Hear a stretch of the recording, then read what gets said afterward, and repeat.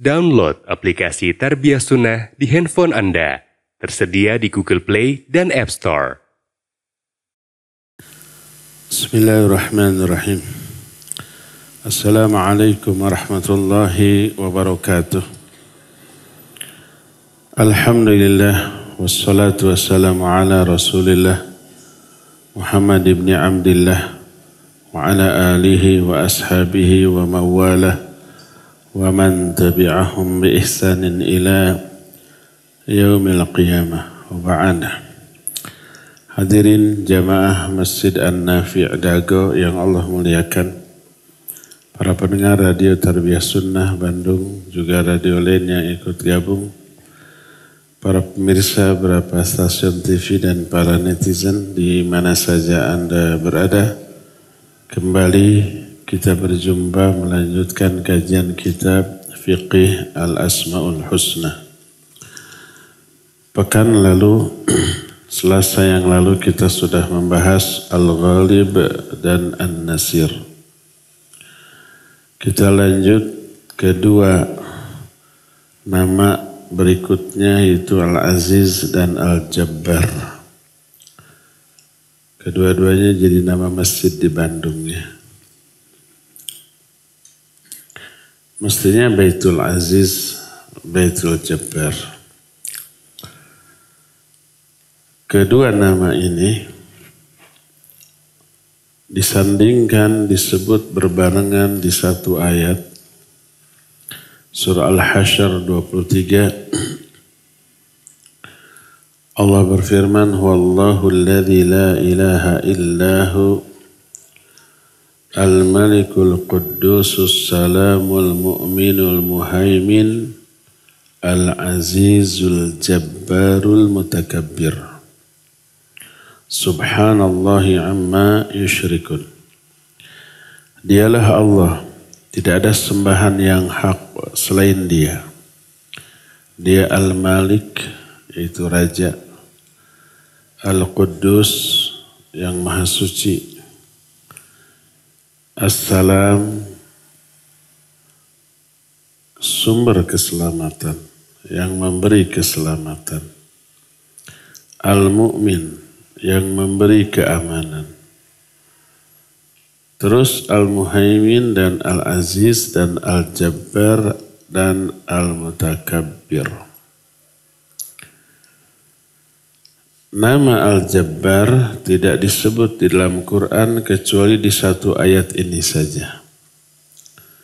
Adapun nama Al-Aziz ada di banyak ayat sampai hampir 100 ayat di dalam Al-Quranul Karim. Makna Al-Aziz adalah zat yang alladzi lahu jami'u ma'anil izzah, yang memiliki seluruh makna yang terkandung dalam al-izzah. Al-izzah itu kemuliaan. Seluruh makna al-izzah atau kemuliaan itu terkandung di dalam lafaz al-aziz. Allah berfirman, Innal izzata lillahi jami'an. Sesungguhnya al-izzah itu milik Allah semuanya. Maknanya alladzi lahul izzatu bi jami'i ma'aniha. Maksudnya dialah zat yang memiliki sifat izzah dengan seluruh makna yang terkandung di dalamnya. Dan makna izzah kembali kepada 3 makna. Al-makna al-awwal, makna yang pertama adalah izzatul quwwah. Izzah dalam kekuatan. Dan ini sifat Allah yang sangat agung. Sifat ini tidak bisa dinisbatkan kepada kekuatan makhluk sebesar sehebat apapun makhluk itu. Ada makhluk yang hebat, besar dan agung, ada. Para malaikat, apalagi malaikat pemikul arsy, besar, kuat, apalagi Jibril. Tapi kekuatan makhluk yang dimiliki oleh para malaikat jauh tidak sebanding dengan kekuatan yang dimiliki oleh Allah. Dalam Az-Zariyat 58, Innallaha war-razzaqu dzul quwwatil matin. Sesungguhnya Allah itu Ar-Razzaq, Maha pemberi rezeki, dzul quwwatil matin, yang memiliki kekuatan yang dahsyat. Dalam surah Fussilat 15 Allah berfirman, awalam yarau annallaha alladhi khalaqahum wa asyaddu minhum quwwah. Tidakkah mereka melihat bahwa Allah yang telah menciptakan mereka, dia jauh lebih kuat dibanding mereka, lebih dahsyat kekuatannya dibanding mereka. Al-Baqarah 165 menyatakan walau yara alladhina zalamu idh yarawna al-'adzab anna al-quwwata lillahi jami'an. Seandainya orang-orang yang zalim itu melihat ketika mereka melihat azab, sesungguhnya kekuatan milik Allah seluruhnya. Al-Anfal 52 menyatakan innallaha qawiyyun syadidul iqab. Sesungguhnya Allah itu maha kuat dan sangat dahsyat siksanya. Juga Al-Hajj ayat 74, ma qadarullaha haqqa qadrih innallaha laqawiyyun aziz.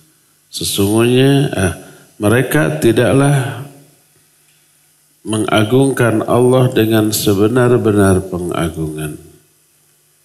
Sesungguhnya Allah benar-benar maha kuat dan maha aziz.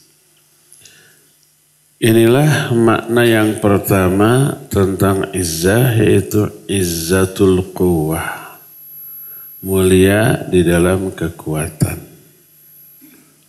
Allah terkuat, tapi terkuatnya disifati dengan sifat mulia. Kuatnya itu mulia.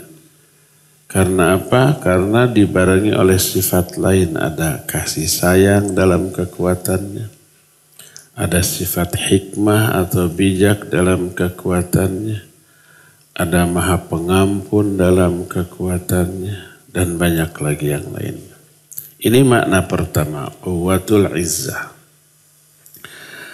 Kedua, izzatul imtina. Izzah dalam hal imtina. Imtina maksudnya fa innahul ghaniyyu bi dzatihi fala yahtaju ila ahadin la yablughul ibadu durrahu fayadurrunah wala naf'ahu fayanfa'unah bal huwa ad-darun nafi'ul mu'ti al-mani munazzahun subhanahu an mughalabati ahadin wa an yaqdiru alayhi wa an jami'i ma la yaliqu bi'azamatihi wa jalalihi min al-'uyubi wan naqais wa an kulli ma yunafi kamalahu wa an ittikhadil andadi wa syuraka. Makna imtina adalah terhalang. Artinya Allah ghani, kaya. Makna kaya tidak butuh apapun dari makhluknya. Tidak butuh seorang pun, tidak butuh sesuatu pun. Sehingga manusia atau hamba, makhluk, siapapun makhluk itu, manusia, malaikat, jin, tidak bisa menimpakan madarat yang memadaratkan Allah. Tidak bisa memberi manfaat yang bermanfaat bagi Allah. Pokoknya tidak bisa memberi madarat, tidak bisa memberi manfaat kepada Allah. Bahkan Allah lah yang memberi madarat dan memberi manfaat.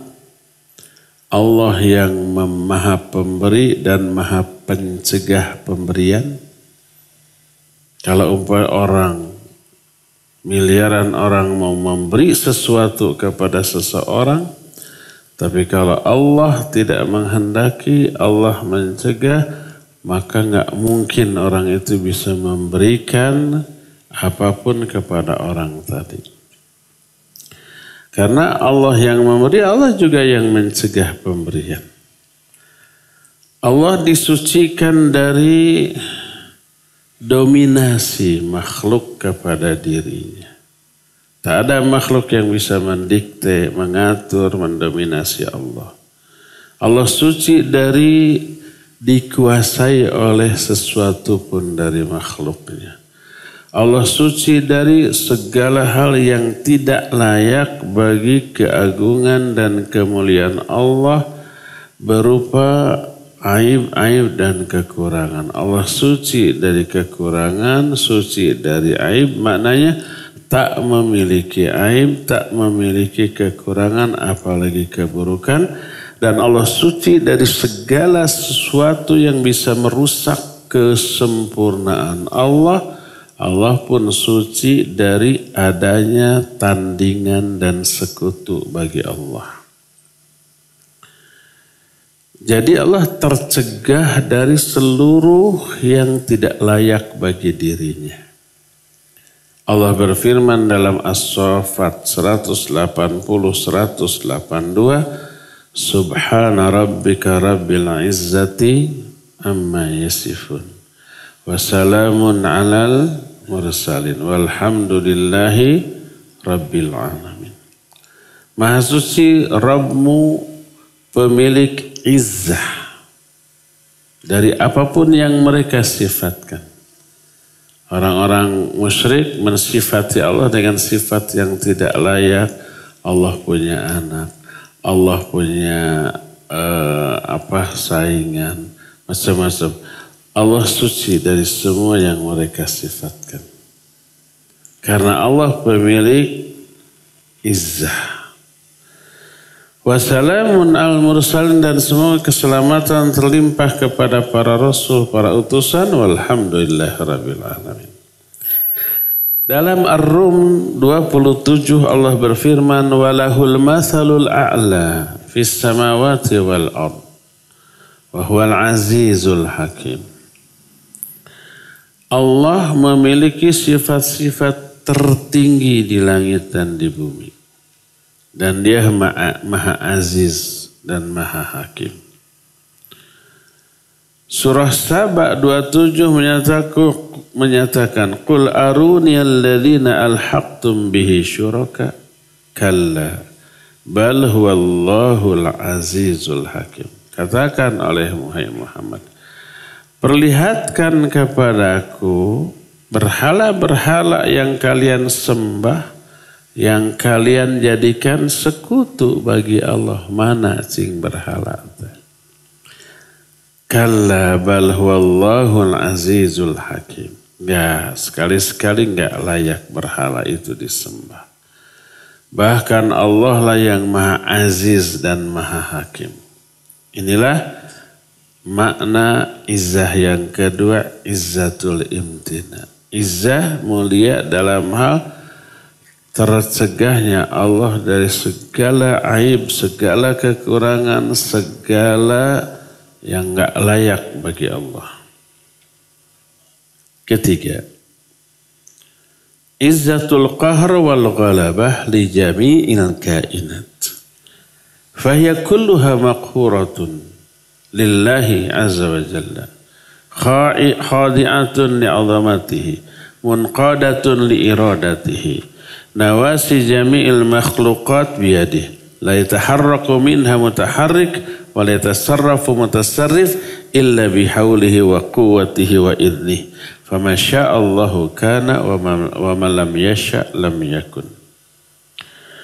Makna ketiga adalah izzah dalam hal qahar dan ghalabah. Izzah dalam hal qahar, qahar itu menguasai, menundukkan. Ghalabah itu mendominasi. Allah menundukkan, menguasai, mendominasi seluruh makhluk. Bahkan semua makhluk dikuasai oleh Allah. Tunduk kepada keagungan Allah. Taat kepada kehendak Allah. Ubun-ubun setiap makhluk ada di tangan Allah. Tidaklah sesuatu bisa bergerak. Tidaklah sesuatu bisa bertindak. Kecuali atas upaya, kekuatan, dan izin dari Allah. Kita bisa bergerak ini digerakkan oleh Allah. Termasuk seluruh makhluk, termasuk para malaikat yang hebat dan dahsyat, iya. Malaikat punya kekuatan itu siapa yang kasih? Allah. Malaikat bergerak itu siapa yang menggerakkan? Allah Azza wa Jalla. Semuanya. Maka apa saja yang Allah kehendaki pasti terjadi. Dan apa yang tidak Allah kehendaki tak mungkin terjadi. Di alam jagat raya ini tak ada satupun peristiwa terjadi kecuali dikehendaki oleh Allah. Ditakdirkan, ditetapkan oleh Allah. Tak ada satu peristiwa di luar kehendak Allah. Enggak. Wala haula wala quwwata illa billah. Tidak ada haul, tidak ada quwah kecuali dari Allah. Haul dan quwah kan menurut bahasa kita apa? Arti la haula wala quwwata illa billah. Tidak ada daya dan upaya. Apa beda daya dan upaya? Sinonimnya itu juga. Al-haul dan al-quwah bisa sama maknanya, bisa beda. Sama dengan Islam dan iman. Sama dengan albir dan at-taqwa. Kalau dua kata ini bertemu dalam satu kalimat maknanya beda. Kalau berpisah, berdiri masing-masing di kalimatnya masing-masing, maknanya sinonim. Islam dengan iman sinonim. Albir dengan at-taqwa sinonim. Al-haul dan al-quwah sinonim. Apa sinonim teh? Sama maknanya. Tapi kalau dua-duanya bertemu di satu kalimat jadi beda. Nah, termasuk la haula wala quwwata illa billah. Makna asal al-haul dan al-quwah al-istita'ah, kemampuan. Al-haul kemampuan, al-quwah juga kemampuan. Tapi kalau bertemu maknanya beda. Al-haul adalah al-istita'ah li jalbil manafi', al-quwah al-istita'ah li daf'il madhar. Al-haul adalah kemampuan untuk meraih semua yang manfaat. Bagaimana cara meraih manfaat, hal yang bermanfaat, maka kemampuan itu disebut al-haul. Al-quwah kemampuan untuk menolak semua yang madarat. Baik al-haul maupun al-quwah, kemampuan yang dimiliki oleh makhluk. Baik untuk meraih yang manfaat atau menolak yang madarat, semuanya bersumber dari Allah. Allah yang kasih. Allah yang ngatur. Allah berfirman dalam Ali Imran 26-27. Qulillahumma malikal mulki tu'til mulka man tasha. Wa tanzi'ul mulka mimman tasha wa tu'izzu man tasha wa tudhillu man tasha biyadikal khairu innaka ala kulli syai'in qadir. Tulijul laila fin nahar wa tulijul nahara fil lail wa tukhrijul hayya minal mayyit wa tukhrijul mayyita minal hayy wa tarzuqu man tasha'u bighairi hisab. Katakan olehmu, Allahumma ya Allah, malikal mulki, raja yang berkuasa, penguasa dari kerajaan. Tu'til mulka man tasya, engkau memberi kekuasaan kepada orang yang engkau kehendaki.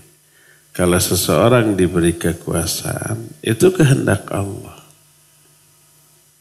Kemarin 2 periode kita dikuasai oleh seorang presiden, itu kehendak Allah. Sekarang ganti presiden, kehendak siapa? Kehendak Allah. Nanti 5 tahun yang akan datang mungkin lanjutnya 2 periode, mungkin diganti, mungkin sebelum 1 periode sudah diganti, mungkin ada yang begitu di Indonesia pernah terjadi? Ada. Kita nggak tahu apa yang akan terjadi. Semua sangat mungkin. Yang atur siapa? Allah. Yang menghendaki Allah. Tapi ada tapinya. Tidak semua yang Allah kehendaki berarti diridhoi, enggak. Dan tidak semua yang tidak Allah kehendaki berarti tidak diridhoi, tidak. Contoh, adanya kekufuran, perbuatan syirik, kejahatan dikehendaki enggak oleh Allah? Dikehendaki, makanya terjadi. Ada perbuatan syirik, kufur, bid'ah, maksiat di muka bumi, ada apa tidak? Bukan ada, merajalela di mana-mana. Ya, itu terjadi. Kalau terjadi kehendak Allah, bukan kehendak Allah. Tapi disebut kehendak yang kauni atau qadari. Kehendak yang terjadi di alam dalam bentuk takdir Allah. Tapi bukan kehendak secara syar'i. Secara syar'i tidak dikehendaki. Tapi secara takdir kauni dikehendaki. Allah menghendaki keburukan, ya ada takdir buruk, ada. Kata siapa ada takdir buruk? Kata Nabi SAW, wa antu'mina bil qadari khairihi wa syarrihi. Engkau beriman kepada takdir baik yang baik ataupun takdir yang buruk. Ada takdir yang buruk.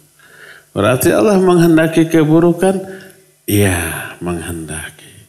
Berarti Allah mencintai keburukan? Tidak. Berarti Allah ridha kepada keburukan? Tidak. Kenapa tidak ridha tapi dikehendaki? Ada hikmah di balik itu. Iblis, siapa yang menciptakan? Allah. Allah menghendaki adanya iblis? Iya, menghendaki adanya iblis. Allah cinta nggak ke iblis? Benci. Jadi kalau iradah kauniyah atau qadariyah, kehendak Allah yang Allah terapkan di alam, yang Allah takdirkan, belum tentu diridhoi dan dicintai oleh Allah, tapi Allah kehendaki. Kenapa dikehendaki? Banyak hikmahnya, sebagai ujian bagi manusia, sebagai pemancing adanya kebaikan yang agung dan banyak. Apa kebaikan yang lahir dari keburukan? Coba, ada banyak. Tobat, itu tobat agung. Kenapa ada tobat? Karena ada dosa, ada kesalahan. Kalau orang nggak salah, nggak dosa, ngapain ada tobat? Karena ada keburukan, lahir dakwah, lahir amar ma'ruf, nahi munkar, lahir jihad fi sabilillah. Dari jihad lahir mati syahid. Itu semua agung tuh. Semua keagungan kebaikan tadi nggak mungkin ada tanpa ada keburukan. Jadi adanya keburukan penyebab lahirnya kebaikan-kebaikan yang agung. Itu hikmahnya tuh. Salah satu di antara hikmah Allah menetapkan keburukan adalah lahirnya ibadah-ibadah yang agung. Selain sebagai penguji kualitas iman orang. Jadi hasil yang diraih oleh orang setelah melalui ujian yang berat dan hebat, pengorbanan yang besar, hasilnya pasti lebih berharga daripada sesuatu tanpa pengorbanan. Sesuatu tanpa perjuangan. Hasil yang diraih tanpa ada ikhtiar. Itu kurang tuh maknanya. Saya sering ngasih contoh main bola. Kemarin kan lagi viralnya. Sekarang juga masih ada sisa-sisanya. Kenapa 2 kali 45 menit golnya jarang. Paling 1, 2, kadang-kadang 0-0. Ada yang 10-0 ada. Karena susah. Makanya sekali gol, wah selebrasinya itu kayak orang gilanya enggak. Karena apa? Berharga banget tuh. Gol itu tercipta setelah jatuh bangun. Setelah menipu lawan, menggocek lawan, setelah berhasil mengelabui lawan. Baru tercetak gol. Kalau selebrasinya dilakukan dalam keadaan normal pasti gila tuh orang. Tapi karena ada sebab prestasi yang luar biasa, dianggap wajar. Ya. Jadi gol itu berharga karena melalui perjuangan berat.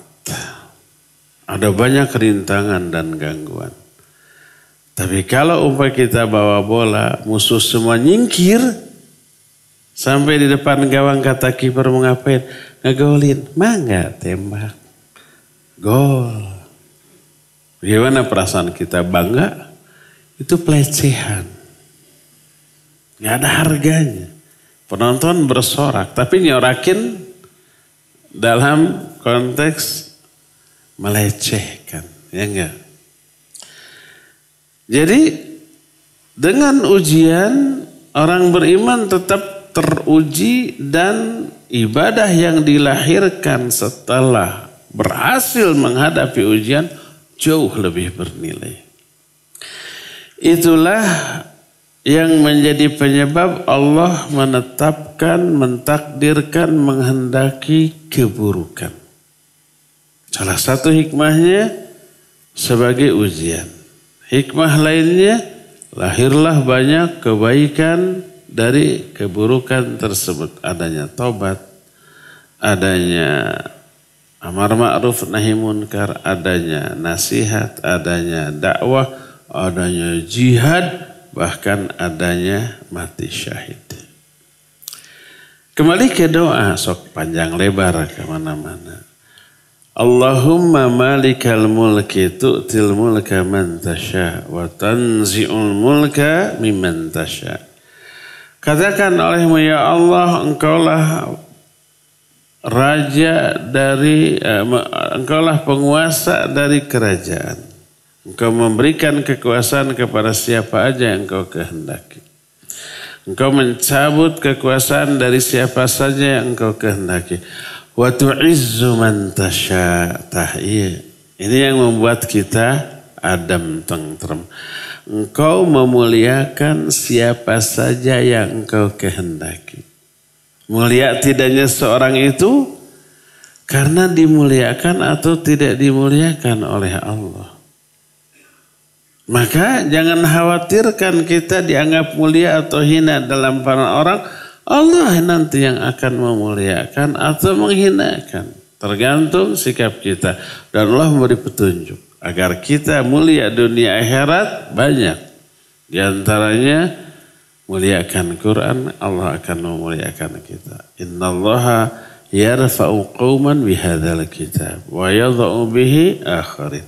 Allah memuliakan suatu kaum karena kitab Al-Quran. Dimuliakan oleh dia, Allah muliakan. Dan Allah menghinakan kaum lain karena orang itu juga menghinakan Al-Quran. Itu terus tawadhu.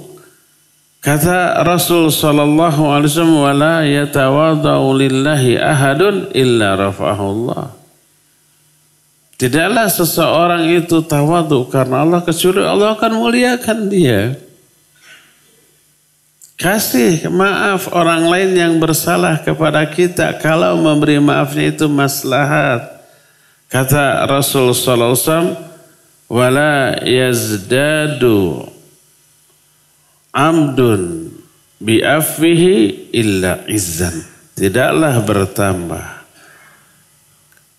kepada seorang hamba dengan maaf yang dia berikan kecuali hanya bertambah mulia. Yang memaafkan orang lain dia akan mulia. Allah yang memuliakan. Dan banyak lagi kiat-kiat yang Allah beberkan dalam Quran, dalam sunnah agar kita dimuliakan. Wa tu'izzu man tasya' wa tudhillu man tasya'. Ya Allah, Engkau memuliakan siapa saja yang Engkau kehendaki untuk dimuliakan, dan Engkau menghinakan siapa saja yang Engkau kehendaki untuk dihinakan. Biyadikal khair, di tanganmu lah seluruh kebaikan. Innaka ala kulli syai'in qadir. Sesungguhnya Engkau Maha Kuasa atas segala sesuatu. Tulijul laila fin nahar wa tulijun nahara fil lail. Engkau memasukkan malam kepada siang, memasukkan siang kepada malam. Wa tukhrijul hayya minal mayyit. Engkau keluarkan kehidupan dari kematian. Wa tukhrijul mayyita minal hayy. Engkau keluarkan kematian dari kehidupan. Wa tarzuqu man tasya'u bighairi hisab. Dan Engkau Maha pemberi rizki kepada siapa saja yang Engkau kehendaki tanpa hisab, tanpa hitung-hitungan, tanpa diduga. Tanpa diduga ya jumlahnya, ya waktunya, ya momennya, ya penyebabnya, di luar prediksi manusia, tiba-tiba Allah beri rizki. Siapa? Orang-orang yang Allah kehendaki. Siapa yang Allah kehendaki diberi rizki yang tak disangka-sangka? Salah satunya orang bertakwa. Wa may yattaqillah yaj'al lahu makhraja wa yarzuqhu min haitsu la yahtasib. Salah satunya orang yang banyak istighfar, man aktsara bil istighfar. Ja'alallahu lahu min kulli dayyikin makhraja wa min kulli hammin faraja wa razaqahu Allahu min haitsu la yahtasib. Siapa yang memperbanyak istighfar, Allah jadikan jalan keluar setiap dia mengalami kesempitan. Allah berikan kebahagiaan setiap kali dia mengalami kesedihan. Allah akan berikan kepada orang itu rizki yang tak disangka-sangka. Nah, Allah beberkan bagaimana caranya agar kita dapat rizki tanpa diduga-duga. Dari arah yang tak disangka-sangka. Semuanya, jumlahnya, waktunya, sebabnya, momennya, Allah yang atur. Di luar dugaan dan prediksi manusia. Ya, ini menunjukkan maha aziznya Allah Azza wa Jalla di dalam mengatur seluruh kehidupan manusia. Di antara asar atau dampak positif dari beriman kepada nama Al-Aziz dan Al-Jabbar ini adalah seorang hamba akan merasa hina hanya di hadapan Allah. Dia tidak akan bersandar kecuali kepada Allah. Dia tidak akan berlindung kecuali dengan perlindungan Allah. Dia tidak akan mencari tameng kecuali tameng dari Allah. Dia tidak akan mencari kemuliaan kecuali kemuliaan yang Allah tetapkan. Allah berfirman dalam Fatir ayat 10, "Man kana yuridul izzata falillahil izzatu jami'an. Siapa orang yang mencari kemuliaan, maka ketahuilah kemuliaan itu semuanya milik Allah. Maka setiap kali seorang hamba mengaplikasikan masalah ini dalam bentuk tadi, dia hanya bersandar kepada Allah, dia hanya mencari perlindungan kepada Allah, dia hanya mencari kemuliaan dari Allah. Siapa yang bersikap demikian, maka kemuliaan itu sangat lebih mungkin didapat oleh orang itu. Surah Al-Munafiqun ayat yang ke-8 menyatakan walillahil izzatu walirasulihi walil mu'minin. Kemuliaan itu milik Allah, milik Rasulnya, dan milik orang-orang mukmin. Adapun al-izzah dengan makna al-qahr. Al-qahr itu tadi menguasai. Allah mulia karena Allah menguasai semua alam. Nah, makna izzah dengan makna al-qahr termasuk salah satu kandungan makna dari al-jabbar. Karena di antara makna al-jabbar adalah yang menguasai segala sesuatu taat kepadanya, segala sesuatu tunduk kepadanya, alam yang di langit, alam yang di bumi. Di langit para malaikat, di bumi ya kita. Semua makhluk-makhluk yang ada di langit dan yang di bumi, semuanya tunduk kepada Allah baik ketika bergerak ataupun ketika diam. Semuanya baik ketika datang ataupun ketika meninggalkan, semua tunduk kepada kekuasaan dan pengaturan Allah Azza wa Jalla. Makhluk ini tidak punya kekuasaan sedikit pun. Tidak punya kemampuan menetapkan hukum sedikit pun. Bahkan semua urusan milik Allah. Semua hukum syar'i dan qadari milik Allah. Hukum syar'i itu ketetapan syariat. Agama ini milik Allah. Nggak boleh diotak-atik, ditambah, dikurang, dirubah oleh orang. Hukum qadari itu takdir. Semua takdir Allah yang tetapkan. Nggak bisa dirubah-rubah oleh orang. Nggak bisa dihindari oleh orang. Ya. Dan wal jazai kulluhu lahu. Dan semua balasan itu milik Allah. Memberi balasan kepada yang baik dengan balasan baik. Kepada yang buruk dengan balasan yang buruk. Kadar balasan baik buruknya juga sudah Allah takar. Disesuaikan dengan kadar kebaikan atau keburukan yang dilakukan oleh orang tersebut. Tidak ada hakim selain dia. Tidak ada Rabb selain dia. Tidak ada sesembahan selain dia. Ini salah satu di antara makna al-jabbar. Kalau begitu, apakah semua makhluk dipaksa untuk melakukan perbuatan dirinya sendiri tanpa kehendak si makhluk? Enggak. Enggak bermakna demikian. Tapi manusia berbuat atas dasar kehendak manusia itu sendiri. Allah kasih kehendak. Bukan dipaksa, pokoknya mau rela, mau terpaksa kamu harus melakukan ini. Seperti halnya matahari. Matahari bersinar terus. Itu bukan kehendak dia. Tapi begitulah dia diciptakan. Diberi kemampuan untuk itu. Nggak bisa. Nggak punya keinginan saya berkedip sekejap saja. Matahari. Nggak bisa. Saya mau berhenti beredar dari orbitnya. Sekejap saya capek muter terus. Nggak bisa. Nggak diberi kemampuan dan nggak diberi keinginan untuk itu. Atau kapas. Kapas kita tiup ke udara. Kemana kapas itu bergerak sangat tergantung kepada tiupan angin.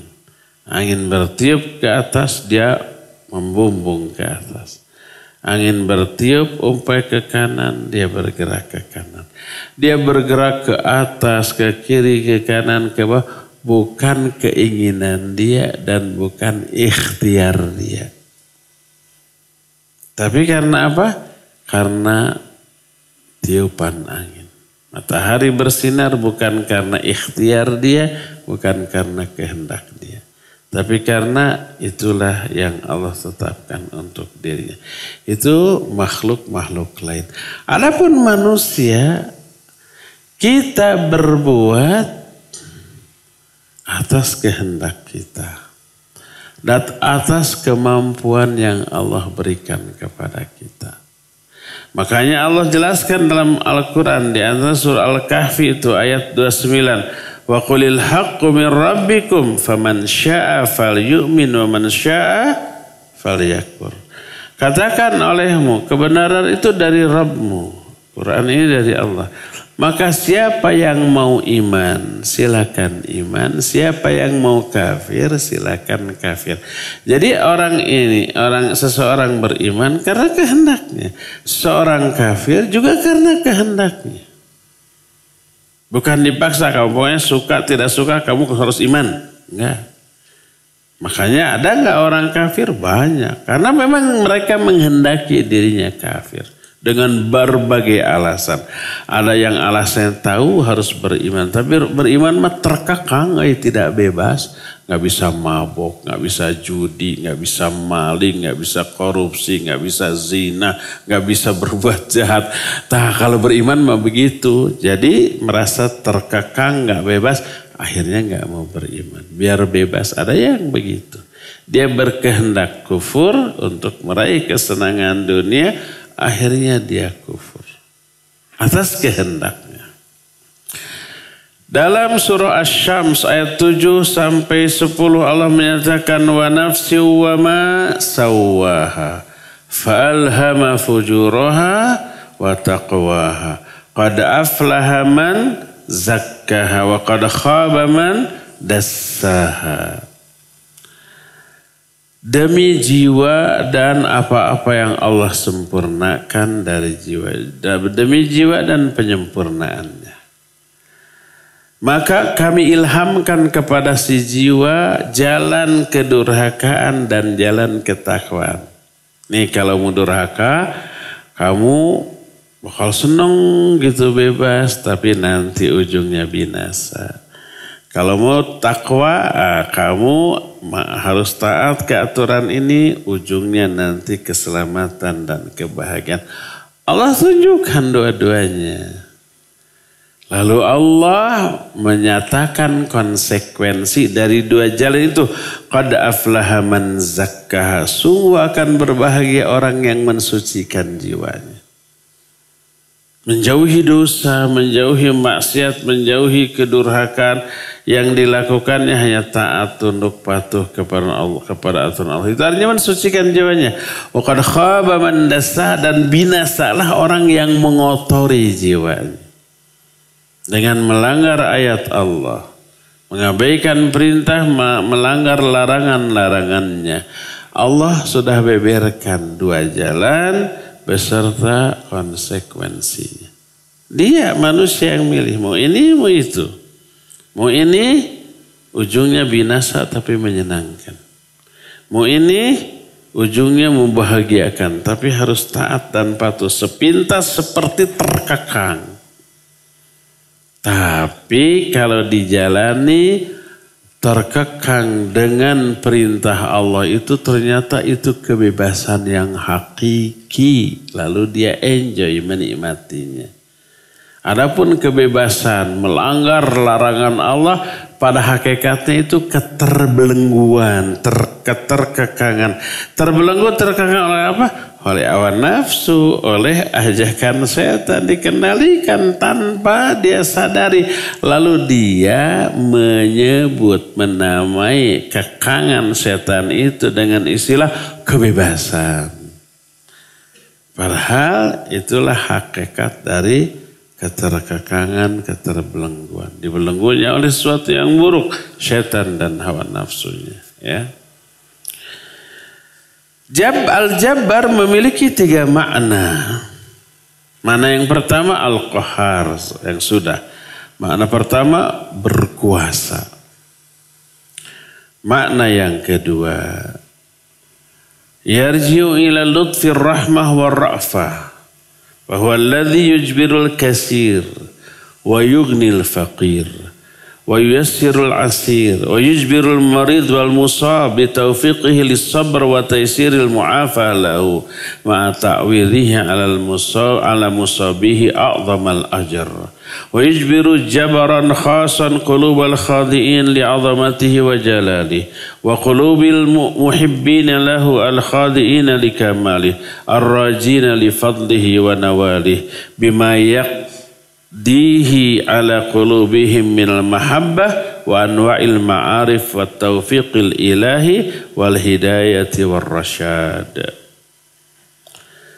Kedua, Al-Jabbar yang maknanya kembali kepada kasih sayang, kanyaah, kadede, kelembutan Allah kepada makhluk. Maknanya Al-Jabbar ini yang menutupi kekurangan, kebutuhan, hal-hal yang perlu ditambah, digenapkan. Allah itu disebut Al-Jabbar dengan makna dia memberikan kebutuhan kepada orang yang fakir. Memberikan kemudahan terhadap orang yang kesulitan. Memberikan bantuan pertolongan kepada orang yang sakit dan memperoleh musibah dengan cara diberi taufik untuk bersabar dan dimudahkan untuk mencari kesembuhan. Ditambah digantinya musibah tersebut dengan pahala yang besar. Kalau orang ditimpa musibah, sakit atau apapun, lalu dia sabar, maka kesabarannya membuahkan pahala yang agung. Dan Allah Azza wa Jalla pun menutupi hati, menggenapkan, membantu hati orang-orang yang hati-hatinya tunduk kepada keagungan dan kemuliaan Allah. Hati-hati orang yang mencintai Allah dan tunduk kepada kesempurnaan Allah, yang berharap terhadap karunia dan pemberian Allah. Jadi itu semuanya itu merupakan apa? Salah satu makna yang terkandung dalam kata Al-Jabbar. Makna Al-Jabbar yang memenuhi kebutuhan, menutupi kekurangan, menutupi semua yang dibutuhkan. Ya, termasuk adanya rasa cinta ke dalam hati orang-orang tersebut kepada Allah dan beragam ma'rifah, pengetahuan, ilmu, taufik, hidayah, bimbingan dari Allah. Maka kalau seorang berdoa Allahumma jburni, ada doa Allahumma jburni dalam salat, ada di mana? Duduk antara 2 sujud. Di dalam doa Allahumma jburni, maknanya jabr di sini adalah memberi kemaslahatan kepada hamba, menjauhkan si hamba dari semua yang tidak disukai dan keburukan. Salah satu doa duduk antara 2 sujud yang diajarkan oleh Nabi sallallahu alaihi wasallam adalah Allahumma gfirli warhamni wajburni wahdini warzuqni. Allahumma gfirli, ya Allah ampuni aku. Warhamni, rahmati aku. Wajmurni, selama ini kita memahami secara parsial. Sebagian makna saja dari wajburni, yaitu cukupkan aku. Itu tidak salah, tapi kurang mencakup. Makna wajburni, cukupkan aku, maknanya kalau aku sakit sembuhkan, Kalau aku kesulitan, mudahkan. Kalau aku dalam masalah, berikan solusi jalan keluar. Kalau aku berada dalam kefakiran, kemiskinan, berikan kekayaan. Itu tuh, wajburni itu mencakup semuanya itu. Kalau aku sedang malas, rajinkan, semangatkan. Kalau aku sedang lemah, kuatkan. Itu sudah tercakup dalam wajburni. Satu akar kata dengan al-jabbar. Al-jabbar yang memberikan kecukupan. Maknanya yang memenuhi apa yang kita butuhkan. Kalau kurang, Allah cukupkan. Kalau sakit, Allah sembuhkan. Kalau lemah, Allah kuatkan. Kalau fakir, Allah kayakan. Itu wajburni. Ya. Wahdini, beri hidayah aku. Warzuqni, beri rizki aku. Hadis ini riwayat At-Tirmidzi dan Ibnu Majah. Ini salah satu lafaz doa duduk di antara dua sujud. Salah satu, bukan satu-satunya. Doa lain banyak yang juga dicontohkan oleh Nabi sallallahu alaihi wasallam, tapi salah satu yang sahih hari ini, Allahumma gfirli warhamni wajburni wahdini warzuqni. Inilah makna al-jabbar yang kedua. Makna al-jabbar yang kedua yang memenuhi kebutuhan hamba, mencukupi keperluan hamba. Dan ini kembali kepada kanyaah kadedeh dari Allah kepada sang hamba. Karena nyaah dan dedeh itu apa? Nyaah. Sayang, cinta gitu. Maka dipenuhilah kebutuhannya, ditutuplah kekurangan. Itu salah satu makna al-jabbar. Jadi makna al-jabbar pertama menguasai, makna yang kedua menutupi kebutuhan. Ketiga, ats-tsalitsu min ma'anil jabbar ay al-aliyyu ala kulli syai'in alladzi lahu jami'u ma'anil ulu, uluwiz zat, uluwil qadar, uluwil qahr. Makna jabar yang ketiga adalah zat yang tinggi di atas segala makhluknya. Makhluk ini kita ada di muka bumi. Di atas kita ada langit pertama, ya enggak? Terserah kita ada di Indonesia atau di Amerika. Jangan bingungkan, menurut orang Indonesia di atas itu ya di atas. Kalau sekarang menurut orang Amerika atas itu berarti bawah kita, kan gitunya. Jangan pedulikan itu. Anggap saja umpamanya bumi itu katanya berupa bundar bulat kayak bola. Mau di atas mau di bawah, bola ini kedudukannya tetap ada di suatu tempat, ya. Di atas bola ini ada langit. Apakah langit ini mengitari bumi? Ya. Langit pertama, langit kedua, ketiga sampai ketujuh. Di atas langit ketujuh ada kursi Allah. Di atas kursi Allah ada arsy Allah. Di atas arsy tidak ada makhluk apapun. Yang ada khaliq Allah istiwa di atas arsy. Di atas seluruh makhluknya. Jadi makna al-jabbar salah satunya Allah tinggi di atas seluruh makhluknya. Dan seluruh makna tinggi ada dalam nama al-jabbar. Tinggi dalam tiga hal. Pertama tinggi dalam hal zat. Zat Allah memang ada di atas seluruh makhluknya. Di mana? Di atas langit.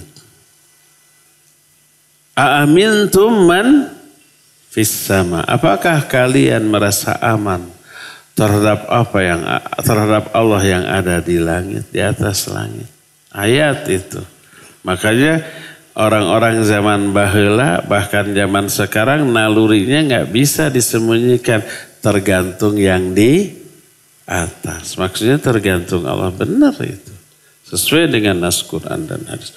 Oh, kalau Allah ada di atas berarti Allah membutuhkan tempat.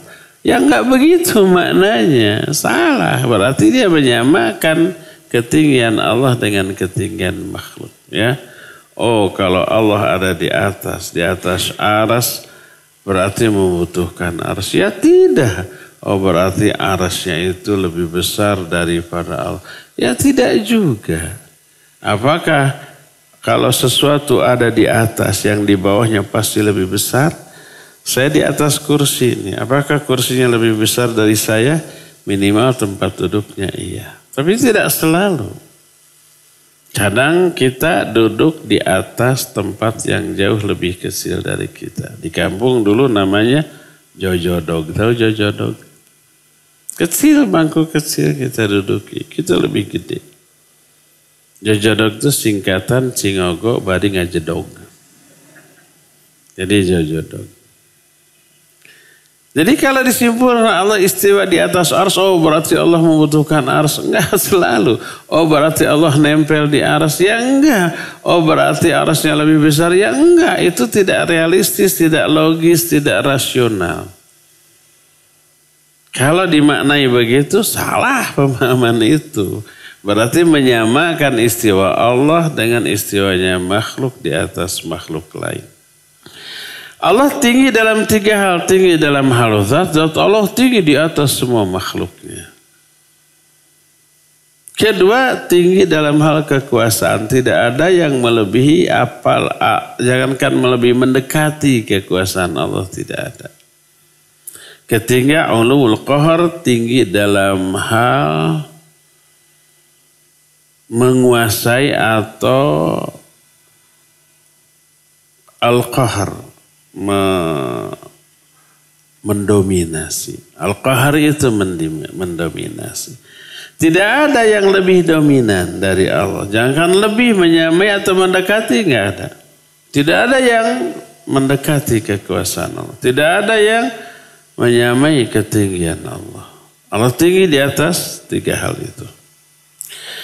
Nabi SAW mengagungkan Allah dalam rukuknya dan sujudnya dengan menyebut kekuasaan Allah yang terkandung dalam nama Al-Jabbar dalam Musnad dan Sunan. Sebuah hadis dari Auf bin Malik Al-Ashja'i radhiyallahu anhu.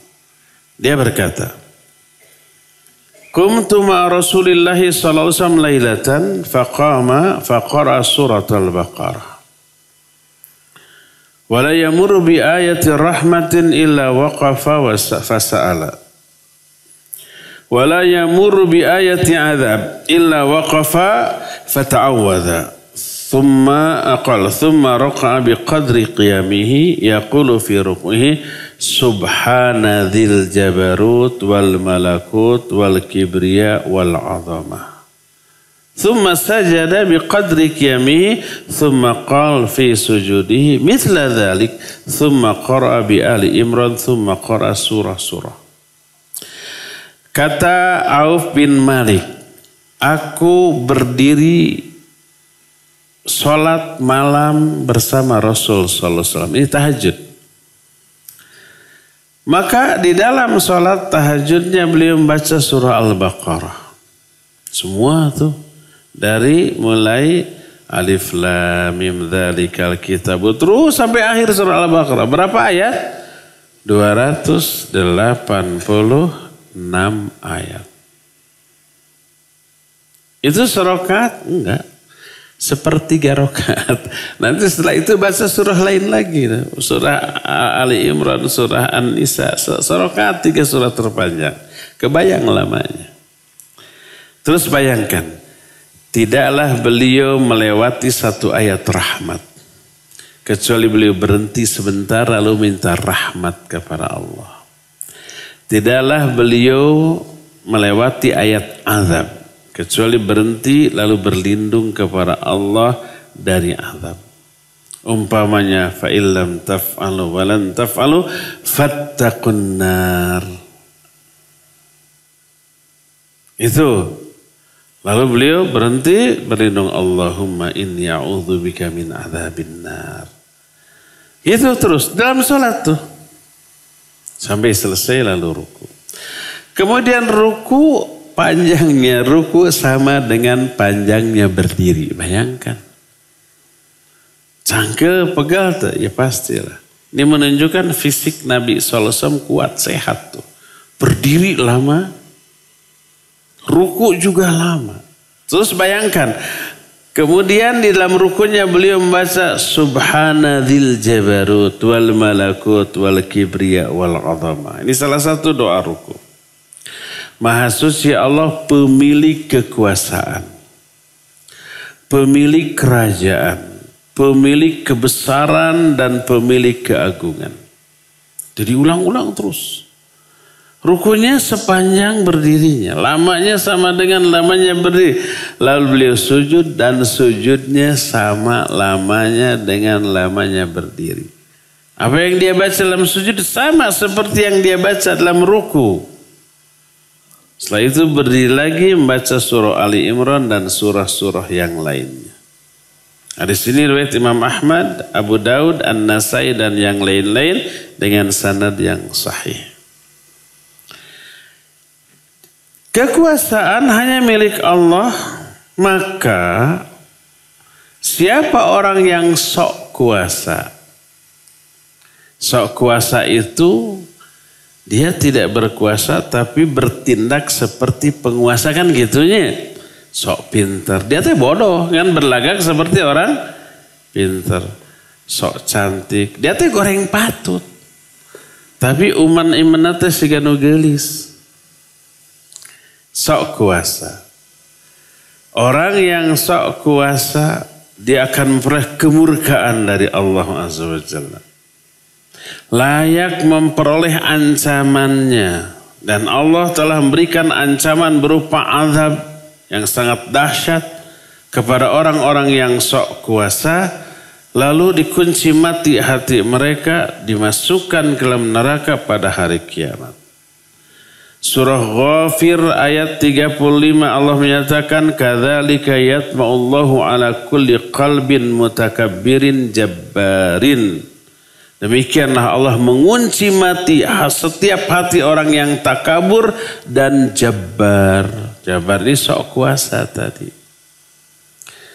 Itu surah Ghafir. Sekarang di surah Ibrahim 15-17. Wastaftahu wa khaba kullu jabbarin anid. Min waraihi jahannam yusqa min ma'in sadid. Yatajarra'uhu wa la yakadu yusighuhu wa ya'tihi al-mautu min kulli makan wa ma huwa bimayyit wa min waraihi azabun ghalidh. Mereka memohon kemenangan. Dan sungguh binasa setiap yang jabbar dan anid. Jabbar itu tadi sok kuasa. Dia mungkin punya kekuasaan, tapi otoriter dengan kekuasaan. Melanggar syariat Allah. Mengabaikan perintah Allah. Tidak menunaikan hak-hak rakyat yang dipimpinnya. Itu al-jabbar itu. Manusia yang sebenarnya al-jabbar disebutkan sungguh binasa semua al-jabbar yang sok kuasa atau otoriter dalam menjalankan kekuasaannya dan anid, durhaka, menentang syariat Allah. Di belakang mereka ada jahannam. Mereka diberi minum dari air dan nanah. Mereka dicekokkan, dicekok sudah jadi bahasa Indonesia dicekoknya. Dicekoknya dipaksa diminumkan. Kalau anak kecil sakit diberi obat pahit kan nggak maunya. Akhirnya oleh orang tua suka dicekokkan. Dipaksa diminum. Sina calawak walaupun nangis dimasukkan pengpet hidungnya. Kalau nggak dipempet hidungnya diburakin. Kalau dipempet hidungnya nggak bisa napas, akhirnya nafasnya lewat mulut, lek aja masuk. Alhamdulillah, masuk tuh. Itu dicekok, dipaksa. Nah, mereka diberi minum dari air dan nanah. Ini ahli neraka yang jabbar tadi, yang otoriter. Mereka dicekoki oleh air dan nanah itu. Hampir-hampir mereka tak sanggup menelannya. Ya siapa yang mau menelan nanah ya. Dan bahaya al-maut, maknanya bahaya, azab datang dari segala arah. Tapi mereka tidak mati dengan azab itu. Dan di belakangnya ada azab yang sangat dahsyat. Sebuah hadis riwayat Imam Ahmad dan Imam At-Tirmidzi dari Abu Hurairah radhiyallahu an. Berkata Rasul sallallahu alaihi wasallam, "Yakhruju unukun minan nar yaumal qiyamah. Lahu ainan yubsir bihima. Wa udhunan yasma'u bihima. Wa lisan yantiqu bihi. Fayaqul inni wukiltu bi thalathatin. Bikulli jabbarin anid wa bikulli man idda'a ma'allahi ilahan akhar wal musawwirin." Nanti dari neraka akan keluar satu gundukan api pada hari kiamat. Satu gundukan api ini punya dua mata yang bisa melihat, dua telinga yang bisa mendengar, dan satu lisan yang bisa bicara. Neraka bisa bicara. Neraka ini berkata, aku ditugaskan untuk menyiksa 3 orang. Pertama, setiap yang jabbar anid, yang sok kuasa menjalankan kekuasaan secara otoriter, secara zalim. Kedua, kepada setiap orang yang mengklaim ada sesembahan lain selain Allah. Menyembah kepada selain Allah. Berdoa kepada selain Allah. Minta keselamatan dari azab kubur, dari neraka. Kepada orang yang dianggap wali Allah yang sudah meninggal. Yang paling parah, ada orang yang masih hidup, diklaim keturunan Nabi SAW, bisa menyelamatkan orang yang ibadahnya asal-asalan dari azab kubur hanya karena menyelipkan surat di di kain kafan ketika dikuburkan. Karena ada kan orang yang sholatnya masih nggak beres, mati, cukup oleh orang yang ngaku turunan Nabi SAW dikasih catatan, selipkan, nanti munkar dan nakir nggak akan nanya, langsung masuk surga tanpa hisab. Na'udzubillah min dzalik. Ini menggiring opini, mendoktrin orang untuk cinta kepada mereka tanpa reserve. Pokoknya yang penting cinta, dijamin masuk surga tanpa hisab lah, walaupun ibadahnya ancur-ancuran. Allahul musta'an. Menggiring orang untuk memuliakan dirinya. Itu tuh. Jual nasabah demi nasibah. Akhirnya orang-orang tergiring berdoanya kepada itu aja tuh. Yang mengklaim keturunan Nabi. Ya wahai fulan. Keturunan Nabi alaihi salatu wassalam. Kayak gitu tuh. Dan al-musawwirin, tukang gambar. Maksudnya tukang gambar makhluk hidup. Ya. Hadis ini riwayat Imam Ahmad, At-Tirmidzi dan yang lain-lain dengan sanad yang sahih. Dan inilah makna yang terkandung dalam dua nama itu, Al-Aziz dengan Al-Jabbar. Cukup ya sampai di sini. Insyaallah kita akan lanjut nanti dengan Al-Qarib dan Al-Majid di pertemuan yang akan datang. Kita masih punya sisa waktu berapa saat untuk pertanyaan jawab. Wa sallallahu ala nabiyina Muhammadin wa ala alihi wa sallam. Ini ada 2 buku, 1 ikhwan, 1 akhwat. Siapa ikhwan yang mau cung? Siapa tuh namanya? Di belakang.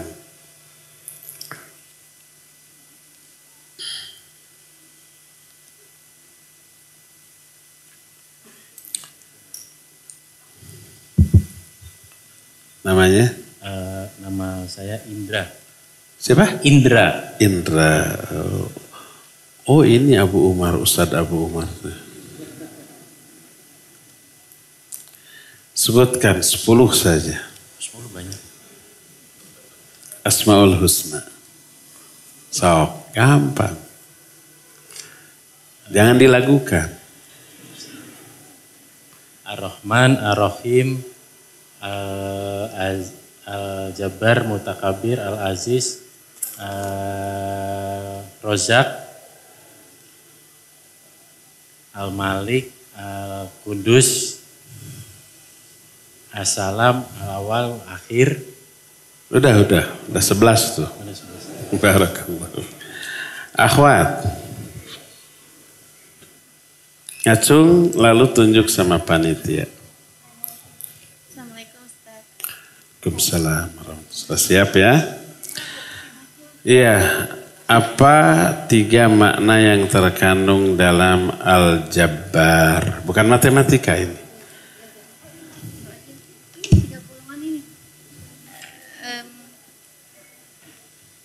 Kekuasaan, bismillah Ustaz.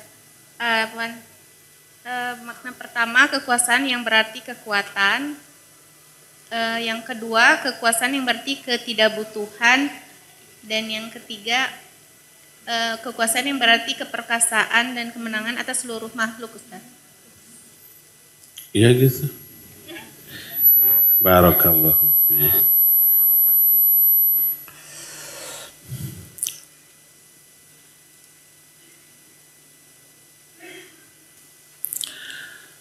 Jika manusia beriman atau kufur atas kehendaknya, bagaimana dengan dalil bahwa manusia sudah ditakdirkan di surga atau di neraka? Mana dalilnya bahwa manusia sudah ditakdirkan di surga dan di neraka? Iya ada. Berkata Rasul sallallahu alaihi wasallam bahwa innallaha khalaqal jannata wa khalaqalaha ahlaha. Faqala wala ubali. Sesungguhnya Allah telah menciptakan surga dan telah menciptakan calon-calon penghuni surga. Dan aku tidak peduli, kata Allah. Wa khalaqan nar wa khalaqalaha ahlaha. Allah juga sudah menciptakan neraka dan menciptakan juga calon-calon penghuninya. Dan Allah berkata, aku tidak peduli. Ya. Jadi ya, orang ke surga, orang ke neraka sudah ditakdirkan. Tapi kenapa tadi orang beriman, orang kufur itu atas kehendak manusia itu sendiri? Ya, ini tidak bertolak belakang. Sudah kita terangkan bahwa Allah mentakdirkan sesuatu, otomatis sekalian mentakdirkan sebab-sebab terjadinya takdir tersebut. Contoh, kalau Allah mentakdirkan seseorang punya anak, pasti orang itu Allah takdirkan nikah dengan wanita yang tidak mandul. Dianya sendiri tidak mandul, istrinya juga tidak mandul, terjadi pernikahan, Allah takdirkan. Maka Allah takdirkan dia punya anak. Gak mungkin Allah mentakdirkan seseorang punya anak tapi gak ditakdirkan nikah. Saya tanpa nikah juga kalau ditakdirkan punya anak mah pasti punya lah. Gak bisa. Allah mentakdirkan sesuatu, Allah takdirnya juga sebab-sebab sesuatu itu. Kalau Allah mau mentakdirkan seseorang kenyang, pasti Allah takdirkan dia makan. Gak bisa. Kalau takdirnya kenyang, walaupun puasa sebulan, tetap baik kenyang. Gak bisa. Jadi takdir itu sudah Allah tetapkan beserta sebab-sebabnya. Karena itu, kalau Allah takdirkan seseorang ke surga, pasti Allah takdirkan ketika di dunianya dia iman dan amal soleh. Ya mungkin orang ditakdirkan iman dan amal soleh, ahli ibadah mati dalam keadaan demikian. Karena takdirnya ke neraka, dia. Nggak mungkin gitu. Ya, seperti mustahilnya orang ditakdirkan tidak nikah, tapi ditakdirkan punya anak. Nggak mungkin itu ya. Jadi kalau seorang ditakdirkan ke surga, pasti Allah takdirkan dia beriman dan amal soleh. Kalau orang ditakdirkan ke neraka, pasti dia ditakdirkan kufur, dosa, maksiat selama di dunia. Nih, sampai sini paham? Apa mengerti? Paham dan mengerti. Kita teruskan. Kalau seseorang ditakdirkan iman dan amal soleh, pasti Allah memberikan kehendak kepada dia untuk beriman dan beramal soleh. Sering saya jelaskan, tidak bisa seorang beriman dan beramal soleh kecuali atas hidayah dari Allah. Allah kasih hidayah. Sering saya bilang hidayah dua bentuknya. Kehendak dan kemampuan. Allah beri kehendak untuk beriman dan beramal soleh. Allah beri kemampuan untuk beriman dan beramal soleh. Akhirnya dia melakukan iman dan amal soleh. Tapi kalau umpamanya Allah mentakdirkan dia ini kufur, Allah tidak memberi keinginan untuk beriman dan beramal soleh. Allah berikan keinginan untuk berbuat dosa dan maksiat, untuk kufur, untuk berbuat kejahatan. Akhirnya dia kufur dan mati dalam keadaan ini ke neraka. Jadi itu berantai, berkaitan antara sebab dan akibat, ya. Oleh karena itulah kalau Allah mentakdirkan seseorang ke neraka, ketika di dunia Allah takdirkan dia kufur, dan Allah untuk mentakdirkan dia kufur, Allah kasih keinginan untuk kufur dalam jiwanya. Timbul pertanyaan, kenapa ada orang yang ditakdirkan diberi keinginan untuk kufur, dan kenapa ada orang yang diberi keinginan untuk iman? Ini kembali kepada keadilan Allah. Wajib kita yakini. Kalau Allah mentakdirkan kufur dan ahli neraka ke surga, itu karena keadilan Allah. Atau jangankan Allah, manusia saja. Kalau ada orang dipenjara oleh polisi, itu bukan karena kezaliman polisi, itu pasti karena ada alasan yang bisa dipertanggungjawabkannya. Karena orang ini jahat, melanggar aturan pidana, merugikan banyak orang, kan gitunya. Tidaklah seseorang diberi reward oleh pemerintah, diberikan penghargaan, diberikan hadiah, kecuali pasti ada prestasi. Gak mungkin ada penguasa, presiden, menteri gitu memberi penghargaan hanya kenapa? Dia mah anak saya tuh. Walaupun gak punya prestasi dikasih. Ada yang begitu? Anggap saja nggak ada. Pasti karena prestasi. Kalau bukan karena prestasi, orang-orang banyak nyinyir, mengkritik gitu ya. Kalau ada yang mengkritik, dia malu sendiri, walaupun jarang ada yang punya malu. Kekewe mungkin ada gitu. Manusia aja kayak begitu. Kalau memberi reward pasti atas prestasi. Kalau memberi hukuman pasti karena kesalahan. Guru di kelas. Ada anak yang dikasih 10 nilainya, ada yang 8, ada yang 5, ada yang 0. Itu bukan karena like or dislike. Suka atau benci. Tapi karena prestasi. Siapa yang tahu? Hanya guru yang tahu. Karena sehari-harinya. Begitu juga kalau ada orang yang disesatkan, itu pasti karena keadilan Allah. Allah punya alasan yang siap dipertanggungjawabkan atas tindakannya. Dan manusia tidak tahu. Kalau Allah memberi hidayah, pasti itu atas pertimbangan yang adil. Inna rabbaka ya'lamu. Inna rabbaka a'lamu biman huwa biman dhalla an sabili wa huwa a'lamu bil muhtadin. Allah lebih tahu siapa yang layak disesatkan, siapa yang layak diberi hidayah. Kalau guru, ini bukan memperbandingkan Allah dengan guru, tapi guru aja begitu, apalagi Allah gitu ya. Kalau guru lebih tahu siapa yang layak diluruskan, siapa yang tidak, siapa yang layak dikasih nilai 10, siapa yang 5, guru lebih tahu. Kalau murid, kalau ada orang tua protes, kenapa anak saya kasep begini tidak naik kelas? Nih ada data. 0 terus. Di rumah berangkat, nggak sampai ke sekolah, cuma sampai di gerbang jajan, pulang lagi. Guru punya data gitu. Itu guru manusia, apalagi Allah Azza wa Jalla ya.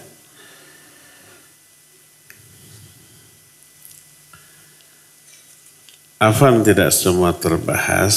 Ini jangan panjang-panjang kayak surat cinta.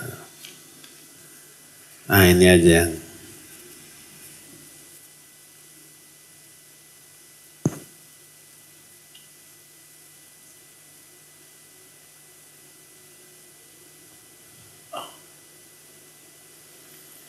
Ini ada dua yang agak mirip.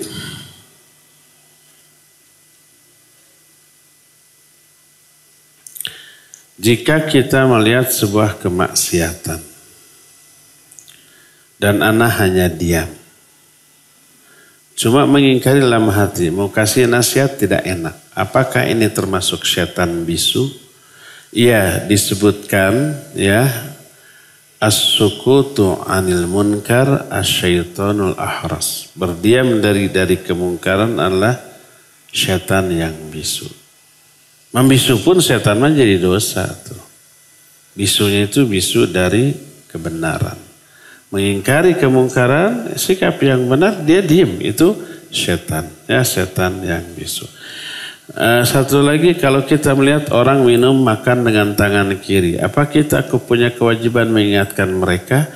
Misal dalam angkot, di kajian, orang tersebut ada tepat di hadapan kita dan kita tahu dia seorang muslimah berhijab.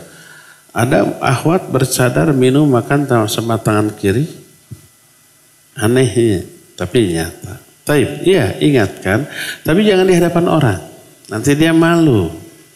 Ya, nanti cari kesempatan berdua, ukhti, Masya Allah gitu, ukhti sudah sempurna. Tapi bisi ukhti lupa tadi pakai tangan kiri. Ingatkan, dengan cara sebaik mungkin tapi jangan di hadapan orang banyak. Apalagi perlu berhijab pakai tangan kiri, malu-maluin kayak setan di hadapan orang. Itu bukan menasihati tapi mempermalukan, ya. Tetap cari kesempatan yang terbaik untuk memberi nasihat. Wallahu a'lam. Cukup dulu sampai di sini ya, waktunya sudah habis. Insyaallah kita jumpa kembali di hari Selasa yang akan datang. Subhanakallahum bihamdik asyhadu an la ilaha illa ant astaghfiruka wa atubu ilaik walhamdulillahi rabbil alamin. Wassalamualaikum warahmatullahi wabarakatuh.